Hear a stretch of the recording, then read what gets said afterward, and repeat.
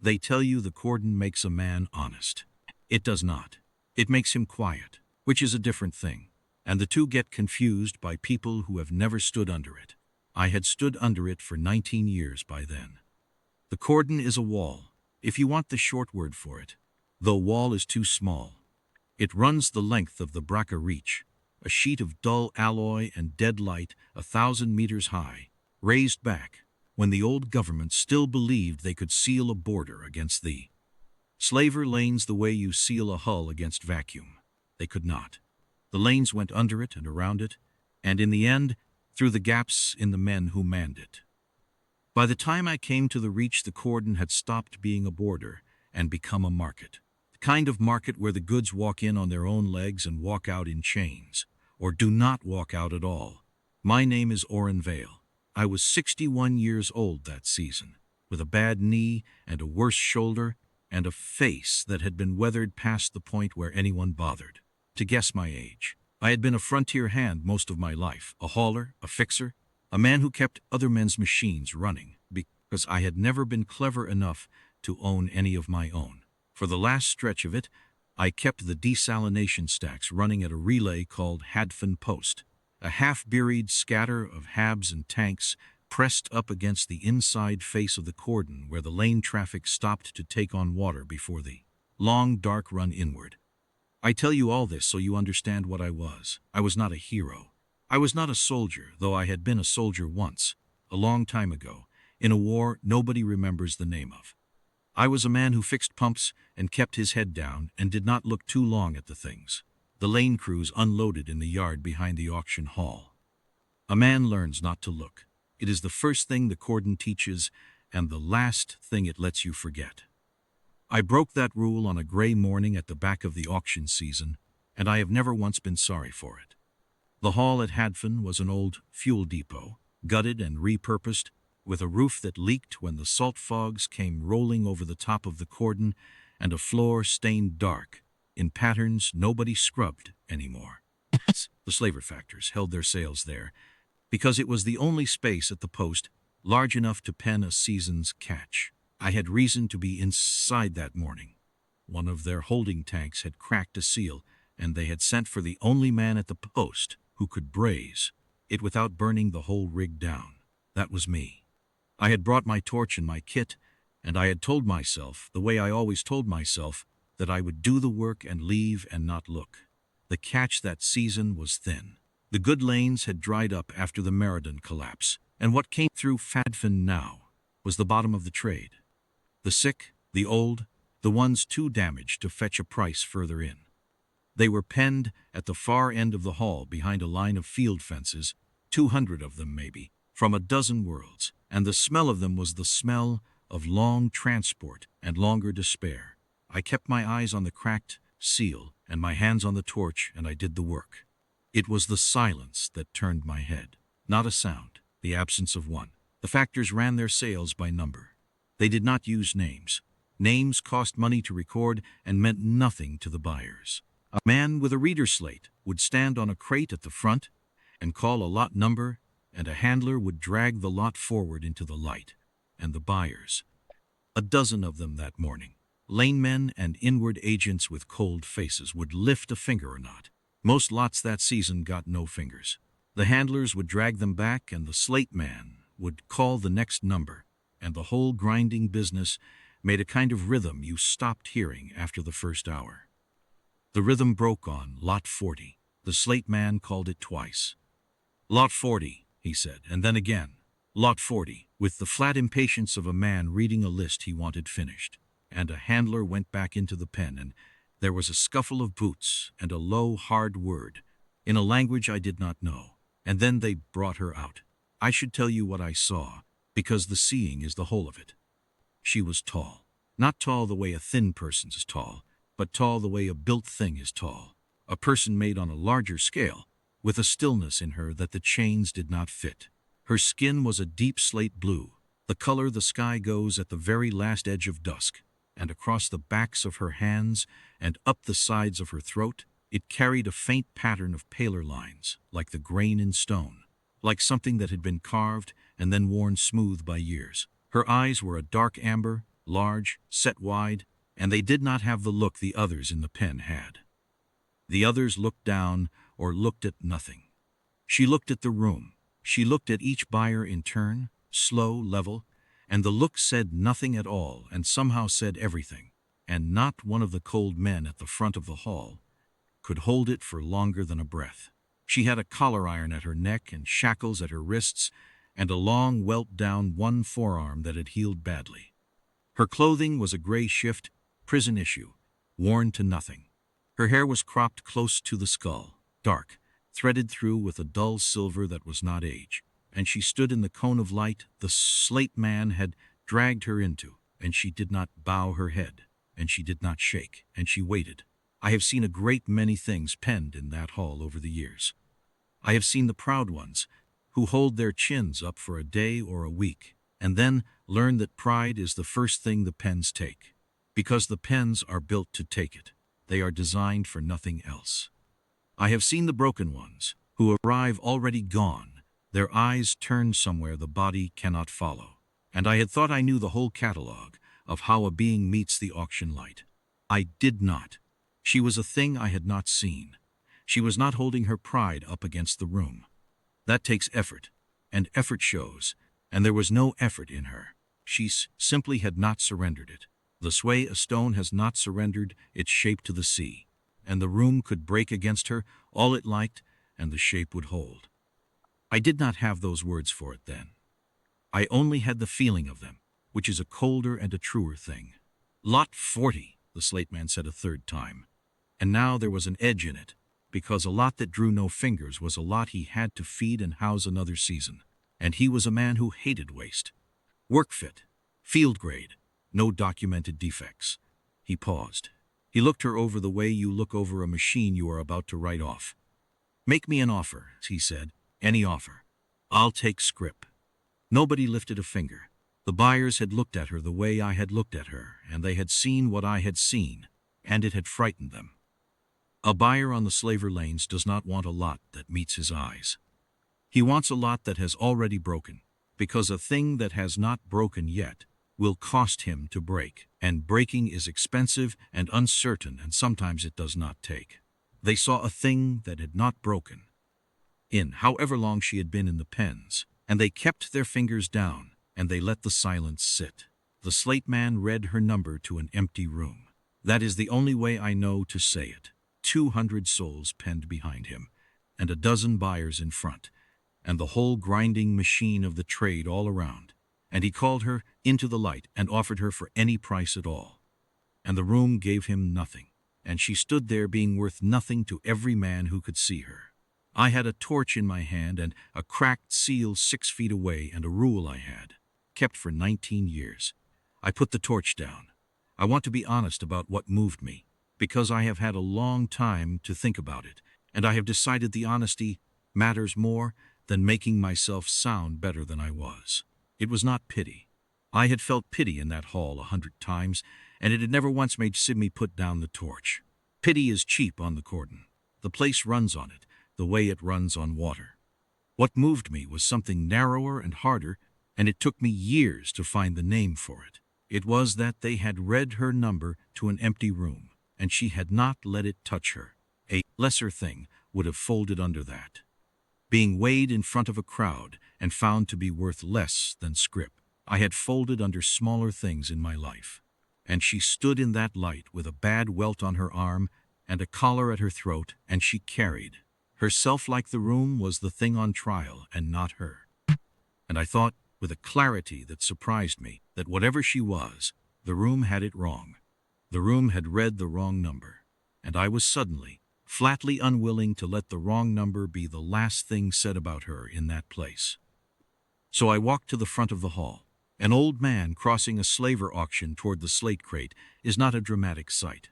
I want to be clear about that, too. There was no music in it. My knee hurt. The buyers turned to look at me with the mild contempt men of money keep for men of none, and the slate man squinted down off his crate, and I stood there in my work coat, with brazing burns on the cuffs, and said the only thing I had worked out how to say on the walk over. I'll take lot 40, I said. The slate man's face did a thing I have enjoyed remembering for the rest of my life. It went from boredom to calculation, to a small, mean satisfaction, all in the space of a second, because he had a write-off in front of him. And now he had a buyer, and the buyer was a post hand with no leverage and no sense, which meant he could name a price and watch the fool either pay it or shame himself in front of the room. "Show me your scrip," he said. I had scrip. 19 years of pump work and pipe work and no family to spend it on had left me with more than a man of my station had any business holding. All of it loaded on a post-chit I carried sewn into my coat because I did not trust the Habs lockers. I took it out and I held it up, and the slate man read the balance off it with his reader, and his eyebrows went up, just slightly, and the small mean satisfactions got smaller and meaner, because now he could not simply humiliate me. Now he had to actually sell. 2,000, he said. It was an obscene price for a lot the room had just valued at nothing. He named it to make me flinch. I did not flinch. I had decided, somewhere on the walk across the hall, that there was no price I was going to argue, because to argue the price was to agree that she had one. "Done," I said. The room shifted. You could feel it. A buyer near the front, a lane agent in a good coat, made a small sound of disgust and turned away, and I understood I had just confirmed for every man in that hall that I was a sentimental old fool with more scrip than sense, and I found I did not care even slightly. The slate man, who could not believe his morning, ran my chit and printed the transfer, and the whole thing took less time than brazing a seal. And then he did the thing that I had not thought about, the thing that the men who buy on the lanes do without thinking, because it is simply how the trade works. He gestured to a handler, and the handler unhooked a lead line from the wall, and he made to clip it to the front of her collar iron, and hand the end of it to me, to lead her out. Like a beast, like a thing on a string. I have done a great many small things in my life, and most of them I have forgotten. That one I remember. "No," I said. The handler stopped. The slate man frowned. "She's transferred," he said. "She's yours. Lead her out." "Take the collar off," I said. "That's a 40-credit hardware deposit," the slate man said. "Comes back with the iron." "Keep your deposit," I said. "Take it off her." He looked at me a long moment, the way you look at a problem that is not worth solving but will not go away on its own.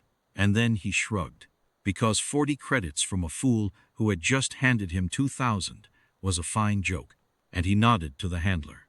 And the handler came at her with the collar key. She had not moved or spoken through any of it. Through the bidding, through the price, through the transfer. She had stood with that level amber gaze moving over the room. But when the handler reached for her throat with the key, she went very still in a new way, a coiled way, and for the first time I saw what the buyers had been afraid of.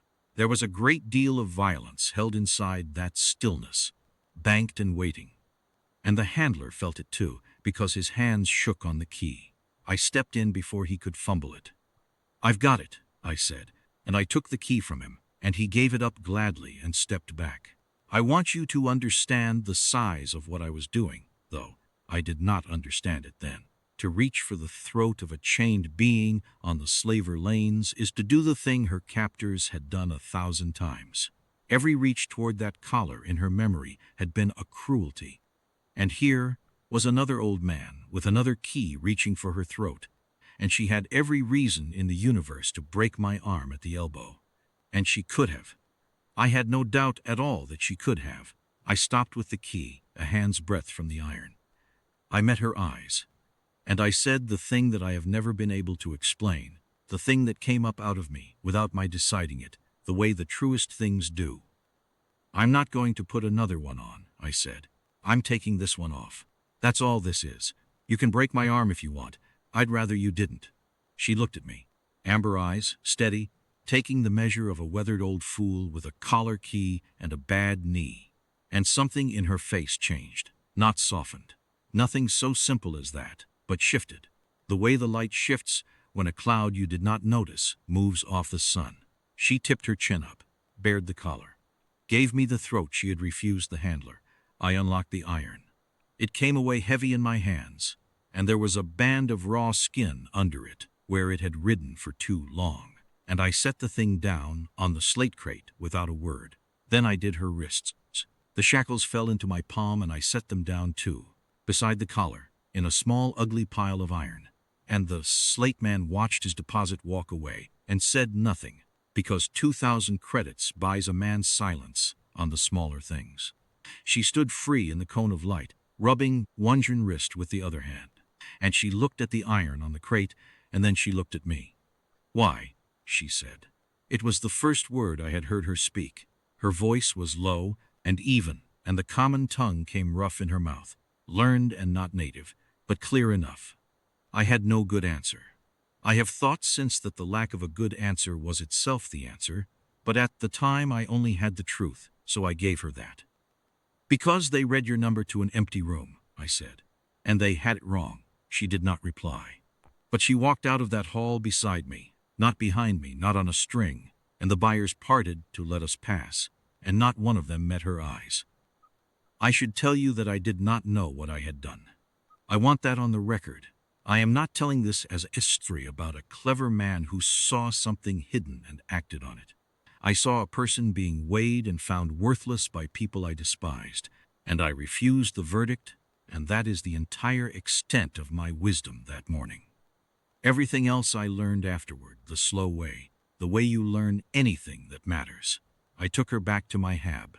There was nowhere else to take her. Hadfin Post is a small place, and an old hand living alone has a small set of options, and mine was 2 rooms, and a galley pressed up against the inner face of the cordon, with a window that looked out at the dead gray alloy of the wall, and never anything else. I gave her the inner room. I slept in the chair in the outer one, with my coat over me, the way I had slept in worse places in the war. She did not sleep that first night. I heard her moving, not pacing, nothing frantic, just the slow, careful movements of someone learning a space, finding its edges, deciding whether it was a cell. I did not go in. A man learns when not to go in. In the morning I made the thin porridge that was most of what I ate, and I made 2 bowls of it, and I set one across the galley table from where I sat, and I did not push it toward her or say anything about it. I had thought hard about that, in the dark, in the chair. I had decided that the worst thing I could do was to hand her things. She had been handed things her whole captivity. Handed food, handed water, handed punishment. All of it from a hand that owned her. So I did not hand her the bowl. I set it down on her side of the table, and I ate from mine, and I left hers to be taken or not taken as she chose. She watched the bowl for a long time. Then she watched me eat. Then, when she had satisfied herself of whatever she was satisfying herself of, she came to the table and sat down across from me and ate. She ate the way a disciplined person eats who has been hungry for a long time and refuses to show it, slowly, evenly, with a control that was its own kind of dignity.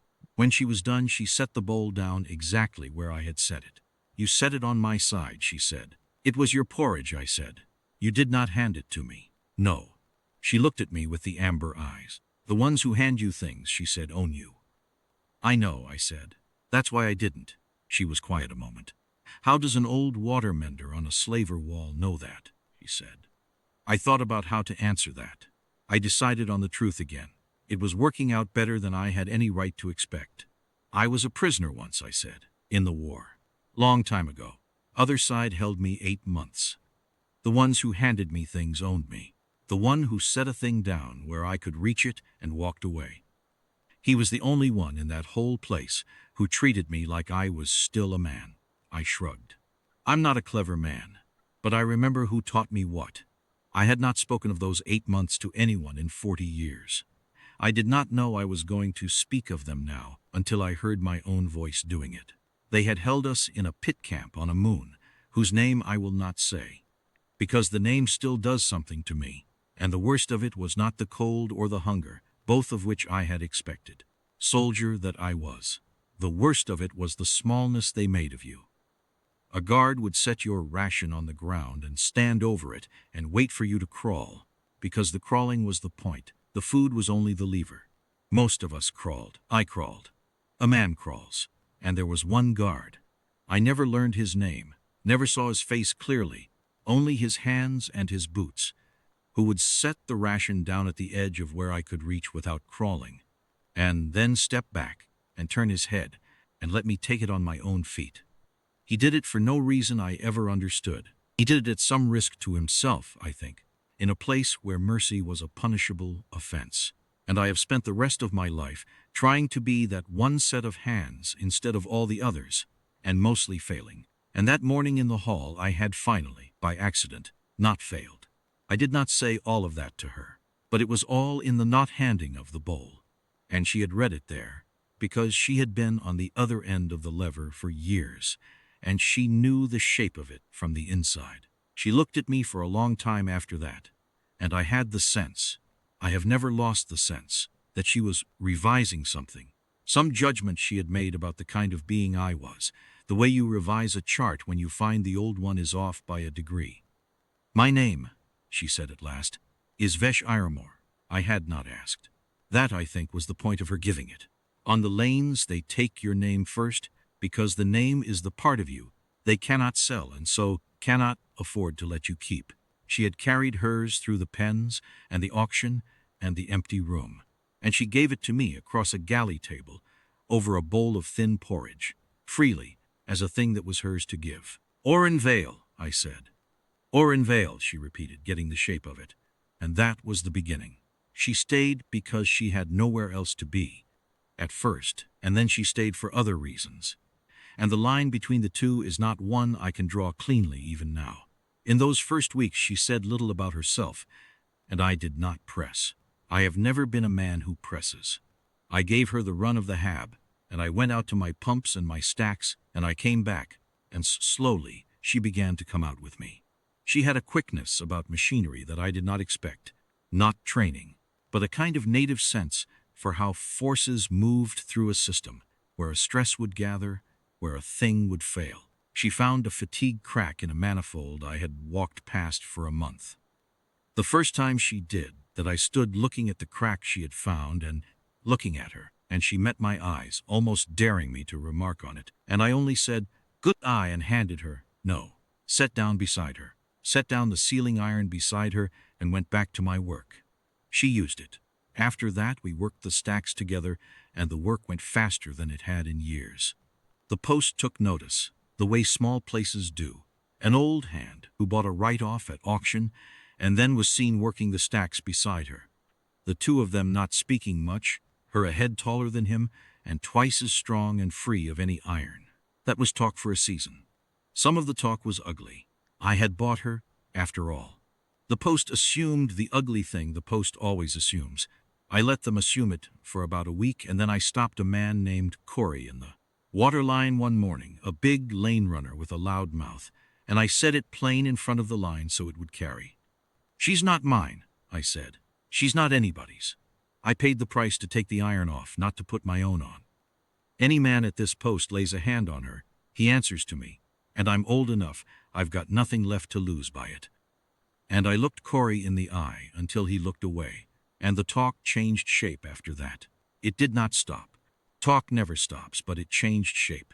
The work was good for both of us, I think, in the way that plain work is good. It gives the hands something to do while the rest of a person decides whether the world can be trusted again. We fell into a rhythm. I would call out a line that needed walking, and she would walk it. She would find a fault I had missed, and I would braze it. And in the long middles of the day, up on the stack housings with the wind coming over the top of the cordon, we talked. Not about the pens. Never about the pens, in those weeks. We talked about the machines, mostly, and then about smaller things, and then, slowly, about larger ones. She asked me once why a man who had been a soldier had ended up mending water on a wall, and I told her the truth, which was that after the war I had found I no longer had any taste for being part of anything large, because the large things I had been part of had all turned out to be machines for grinding down small ones, and water at least did not lie about what it was for. She thought about that for a long time.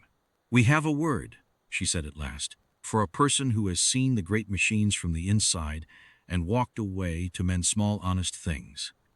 It is not an insult among my people. It is closer to a title. She did not tell me the word. I have always wondered what it was. She had her own quiet over those weeks, and I did not intrude on it, but I watched it change. In the first days, she sat with her back to a wall, and her eyes on the door, always, the way a person sits, who has learned that doors are where the worst things come from. By the third week, she sat where the light was good. By the fifth, she had taken to feeding the post's strays, the few thin children who ran the yards, and an old three-legged dog that had attached itself to the stacks years before I came, saving them scraps of her porridge, setting scraps down for them, I noticed, rather than handing them over. She had learned the lesson I taught and turned it outward, which is the only proof that a lesson was ever truly learned. There was a gentleness in her for those strays that she showed to almost nothing else, and I understood it was not weakness. It was the opposite. It was the part of her the pens had been built to take and had not taken. What I did not know, in those weeks, was who I had taken the iron off of. I knew she was someone. You could not stand near her for a day and not know that.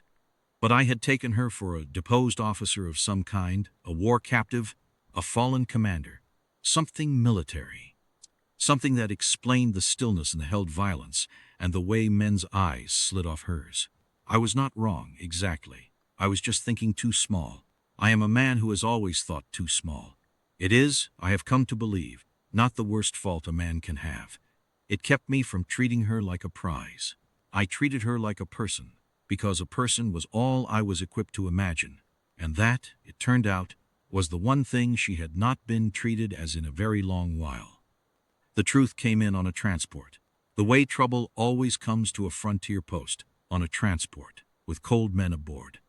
They came in on the second month, a lean, fast cutter with no markings, which on the cordon means worse than markings. 3 of them came off it, and they were not lane men. Lane men are brutal and stupid, and you can read them like weather. These 3 were quiet and precise, and they wore plain dark clothing with no insignia, and they went straight to the auction hall and asked the factors a question. And the factors, being factors, sold them the answer for the price of a drink. The answer was a lot number and a date, and the name of an old water-mender who had bought it. I was at the stacks when the boy came running, a post child, one of the few, who Vesh had taken to feeding scraps of her porridge to. She had a gentleness in her for the post's strays that she showed to almost nothing else. The boy came running across the yard, yelling that there were men at my hab, men with a picture, asking for the blue woman. I went cold all the way through. I had been a soldier. I knew what men with a picture meant.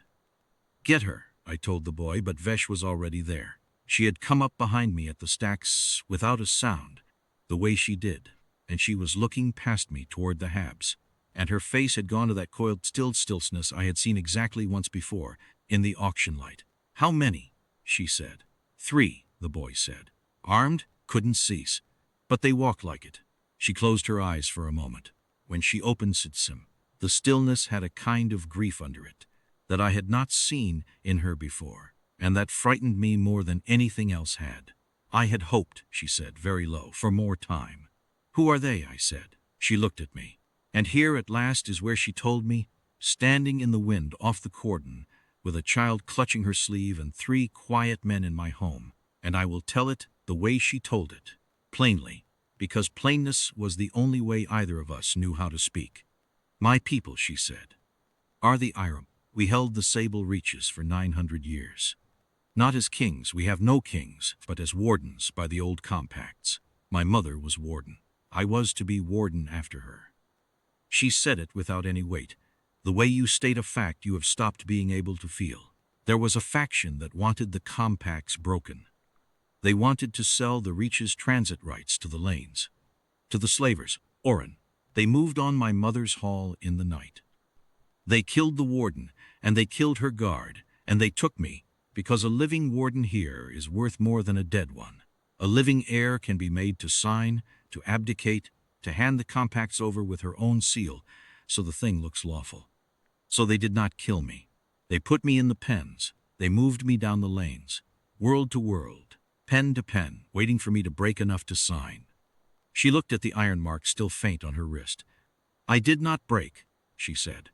So they sold me at the bottom of the lane to be rid of the cost of me. They read my number to an empty room because to them I had become worthless, a thing that would not sign and would not break and would not die. And an old man bought me for 2,000 credits and took the collar off.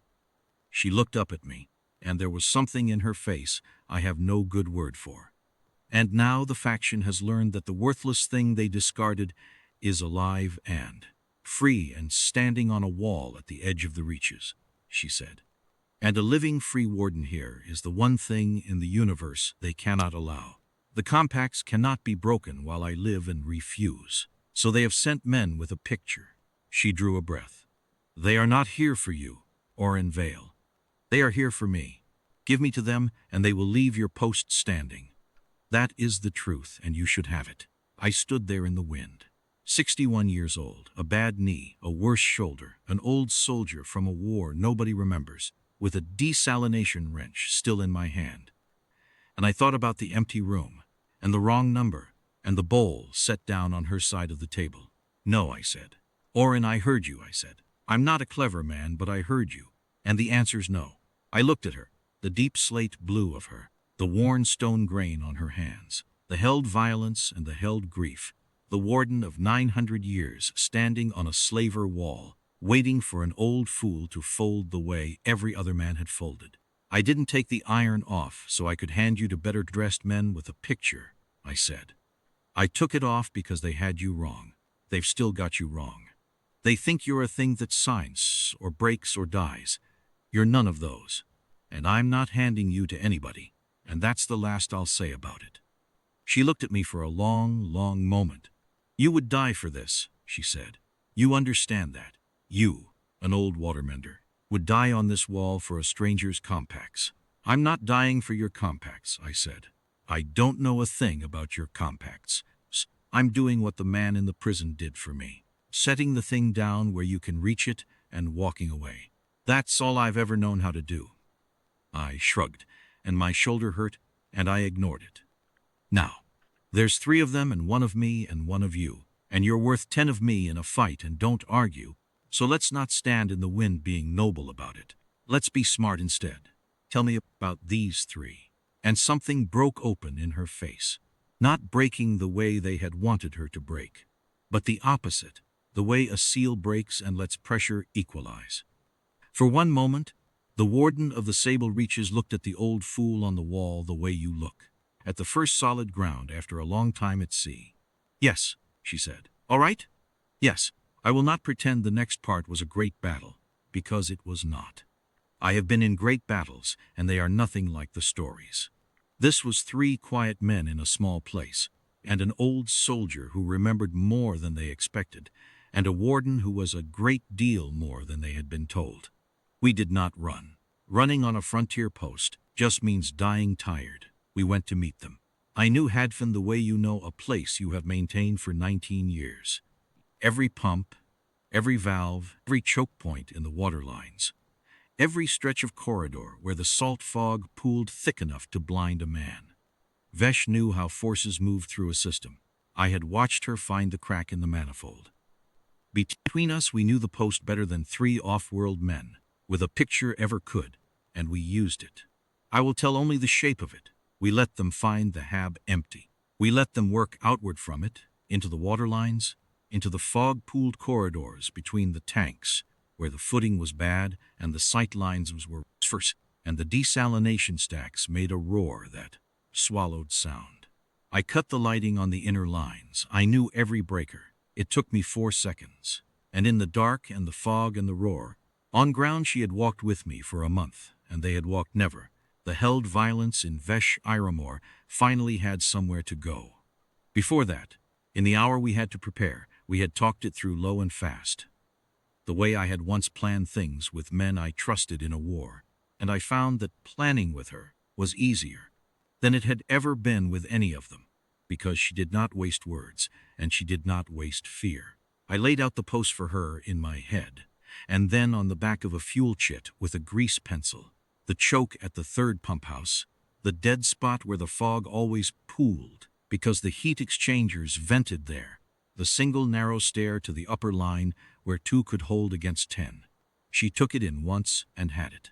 "They will come in a wedge," she said, "and they will keep one back. They are trained. I have seen this training. The one they keep back is the one who matters. The 2 in front are to find me. The one behind is to take me alive if the 2 die doing it." She looked at the chit. "We let the wedge into the fog. We take the 2. And then the one who matters has a choice to make, and a man who has run out of his plan will always tell you the truth of himself in the next thing he does." She was right about all of it. She had been a Warden-heir, trained to read the moves of factions and fleets, and 3 quiet men in a waterline were a smaller board than the ones she had been raised to play, and she played them like the small board they were. She took the first one without my ever seeing it happen. One moment, there were 3 sets of careful footsteps in the fog, and the next there were 2 in a sound like a sack set down. The second one panicked, fired into the fog. Wild, the muzzle flash showing me nothing and him everything, because now I knew exactly where he was, and an old soldier with a length of pipe and 19 years of knowing which corridor turns where does not need much more than that. I will not dress it up. I hit him hard from the side. He was not watching, and he went down, and he did not get up, and I was not sorry. My shoulder tore doing it. I felt the old joint give in a way it had not given in years, and I leaned against the cold alloy of the cordon in the dark and breathed through it and thought, with a strange flat calm, that an old man could do worse than spend the last of his shoulder on this. The third one was the smart one. The third one understood, very quickly, that the picture had been wrong, that the worthless discarded thing was a warden in her element, and the harmless old watermender was something that the picture had not mentioned at all. And he did the smart thing, which was to stop hunting and start bargaining.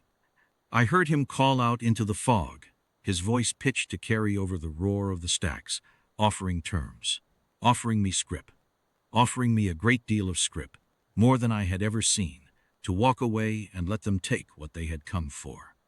Telling me she was not worth dying for, telling me she was just a piece on a board, a seal on a document, a number, and that he could make me rich and let me live, and all I had to do was stand aside. I want to tell you I made a speech. I did not. I have never been a man who made speeches. I let him talk, and while he talked, I worked my way around, through the dark, on the bad footing I knew, and he did not.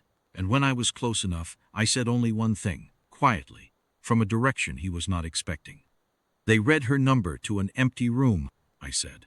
"You've still got her wrong." And then Vesh came out of the fog behind him, and it was over. We did not kill that one. She would not. She held him against the alloy of the cordon, with one hand around his throat, and the held violence finally unbanked in her eyes. And he understood that he was going to die, and so did I. And then she did not do it. She held him there until he stopped struggling and started shaking. And then she spoke to him in her own tongue, low, and then in the common tongue so I would understand it too. "You will go back," she said, "to the faction that sent you, and you will tell them what you found on the wall at the edge of the reaches. You will tell them the heir lives, and is free, and will not sign, and will not break, and is no longer alone. You will tell them the compacts hold." She leaned close. "And you will tell them," she said, "that an old human on a slaver wall knew who I was when my own people had forgotten. Tell them that part especially. Tell them a stranger read the right number when the room read the wrong one." She let him go. "Now run." He ran.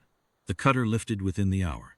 I watched it go from the top of the inner stair, with my bad shoulder screaming and my pipe still in my hand, and Vesh stood beside me, beside me, not behind, and watched it go too. She left in the spring. I want to tell that part straight, because the temptation in a story like this is to bend the ending into something it was not, and she would not have wanted that, and neither do I. The cutter's flight changed things. Word travels on the lanes faster than any ship, and the word that traveled was that the lost Warden-heir of the Sable Reaches was alive and free at Hadfin Post, and within the season the loyal houses of the Iramore. And there were loyal houses. A faction is never the whole of a people, sent ships of their own, not slaver cutters. Warden's ships, slate blue, marked with the worn stone grain I had first seen on the backs of her hands. And the beings who came off them knelt in the yard of my post, in the wind off the cordon, in front of the woman I had bought for 2,000 credits, and a 40-credit deposit I told them to keep. They had been searching those houses all the years she was in the pens. I learned that later, in pieces, from the ones who came. The faction had put out word that the heir was dead. It was easier to break compacts over a grave than over an empty cell, and the loyal houses had half believed it and wholly grieved it, and had gone on grieving it down all the years she was being moved world to world along the lanes, worth too much to kill and not enough to keep. They had held her funeral rites twice. And then a slaver cutter had fled a wall at the edge of the reaches, carrying a story too strange to be a lie. And an old advisor of her mother's had heard it and refused to let himself hope, and had come anyway, because he could not come. And now he was on his knees in the salt and the wind, with his face in the dirt of a frontier yard. And the worn stone grain on his hands had nearly faded to nothing with his age. And he was weeping the way only the very old weep, without any shame left to spend on it. I stood at the back of that crowd. I am a man who stands at the back. I watched her people find her, watched the grief and the disbelief and the slow, tearful recognition spread across faces the deep slate blue of dusk, watched an old advisor with grain so worn on his hands it had nearly faded press his forehead to the ground and weep, and I thought, there it is. That is what the empty room got wrong. The whole sky of them had been looking for her, and the slaver hall had read her number to nobody. She did not let them keep her at the back of their own joy. She walked through them, through her kneeling people, and she came to the back of the crowd where the old watermender stood with his hands in his coat, and she stopped in front of me, and the whole yard went quiet to watch a warden stand before a stranger. "They have come to take me home," she said. "I know," I said. "I'm glad. You should go." "Come with me," she said. And it was not an order, though she could have made it one. Her people would have carried me up the ramp on their shoulders if she had so much as glanced at them. It was an offer, set down on my side of the table, for me to take or not take as I chose. I thought about it. I want you to know that I thought about it honestly. An old man at the edge of his life being offered a place in a story far larger than the one he had earned. I thought about the slate blue ships and the worn stone halls and the 900 years of compacts. And then I thought about my pumps and my stacks and the boy who came running and the cracked seals nobody else at the post could braze, and the simple shape of a life that was mine and small and known. "No," I said, "I don't think I will." A sound went through the watching crowd. To them it was unthinkable. She only looked at me, and she understood, the way she had always understood me, faster than anyone in my life ever had. "The wall," she said. "The wall," I agreed. "Somebody's got to keep the water running, and I'm too old to learn to be anything but what I am." I looked up at her, the warden of the sable reaches, free of any iron, going home. "But I'm glad I'm what I was that morning," I said. "That's enough story for one old man." She was quiet, and then she did the thing I have carried for the rest of my life, the thing I will carry out of it when the time comes. She did not embrace me. We were not those people, she and I, and she knew it. Instead, she reached into the folds of the slate blue robe her people had brought her, and she took out a small worn token, a band of dull metal, plain, no bigger than a collar key, and she did not hand it to me. She set it down, on the flat top of the stack housing beside me, where I could reach it, and she took her hand away. "It is the warden's mark," she said, "the oldest one. My mother carried it and hers. It says, to any of my people who see it, this one is known, this one is named, this one is not to be weighed." She looked at me steadily. "You set my bowl down where I could reach it," she said, "and you did not hand it to me, because the ones who hand you things own you. So I will not hand you this. I will set it down, and it is yours, Orenvale, for as long as you want it, freely, owning nothing of you, and owned by no one, the way you took the iron off and asked for nothing back." The amber eyes were wet, but composed, the way they had been in the auction light. She did not let them spill, and I loved her for the holding of it. "If you are ever weighed again," she said, "be any room, anywhere, show them this, and they will know the room has it wrong." I picked it up. It was warm from her robe, and it was the weight of nothing, and it was the heaviest thing I have ever held. "You knew who I was," she said. "When the room read the wrong number. I will not forget which old fool on which wall knew the right one." And she pressed her hand flat to her own chest over the worn stone grain at her throat. A salute. I learned later that the Iramore give only to a warden's equal. And then she turned and walked back through her kneeling people and up the ramp of the slate blue ship. And she did not look back, because she was a warden, and wardens do not look back, and I would not have had her be anything other than what she was. The ships lifted. The yard emptied. The wind came off the cordon the way it always had. I am an old man now, older than I was, and the knee is worse, and the shoulder has given up complaining. I still keep the stacks. The water still runs. The post is much the same, though the slaver hall stands empty these days. The loyal houses of the Iramore closed the lower lanes the season after they took her home, and the trade dried up at Hadfanth the way it dries up anywhere the strong decide it should. I like to think she had a hand in that. I have never asked. We do not write. There is no need to. Some things, once set down where you can reach them, stay reached.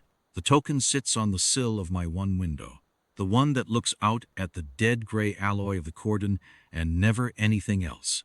And the dusk blue of it catches the light in the evenings, the only color in the room. I have thought a great deal, in the long quiet years, about what I did and did not do that morning. I did not save a kingdom. Her people did that. I did not win a battle. We barely fought one. I did not even understand, until it was nearly over, what I had picked up off the slate crate in that hall. I am not a clever man, and I never was. But I put the torch down, and I crossed the floor. And when a whole room read her number into the empty air and found her worth less than scrip, one old watermender said the only true thing he had in him, which was that they had it wrong. That is the whole of it. I have read her number right. Once, in a room that read it wrong, and a warden of 900 years carried that out into the stars, and would not forget it, and the proof of it sits on my windowsill, catching the last of the light. For a man who only ever knew how to set a thing down where another could reach it, and walk away and ask for nothing, I have decided that is enough. It is more than enough. It is the one number in my whole long life I am certain I read right. And on the evenings, the salt fog rolls over the top of the wall, and the light goes that deep last-edge blue, the exact color of her. I sit by the window with the warm small weight of the warden's mark in my old hand, and I am not weighed by any room, anywhere. I am known.